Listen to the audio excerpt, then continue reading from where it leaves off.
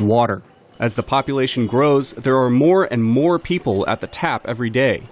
But when it comes to the world's demand for water, drinking it is just the beginning, according to the head of water programs at the UN Food and Agriculture Organization, Pasquale Steduto. Food and agriculture, in particular, is by far the largest user of water.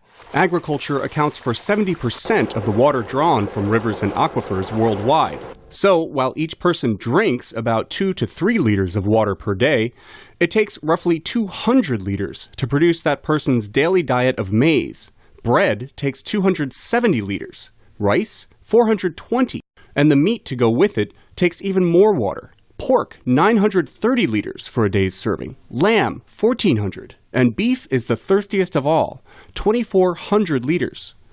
And the demand for water is growing along with the demand for food, Steduto says. We are expecting another 2 billion, if not more, people coming in the next 40 years.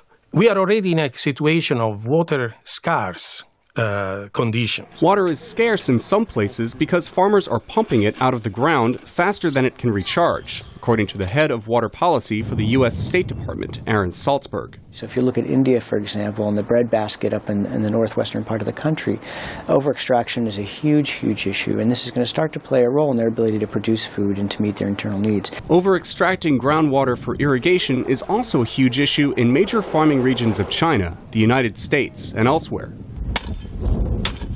On the other hand, much of sub-Saharan Africa has the opposite problem, not enough irrigation. Most African farmers depend on rainfall, which is becoming less reliable with climate change, says Pasquale Steduto. So this rainfalls is not being predictable, put the land at higher risk. So we cannot predict or anticipate how much food really we are going to produce. Producing more food for more people with less water in the coming years will be a challenge. But there are solutions.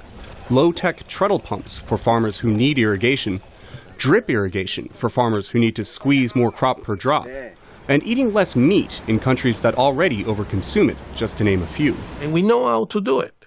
We needed to make this into practice. So from that side that we have a solution, I'm optimistic. But making changes takes time, and Steduto is less optimistic about the pace of change.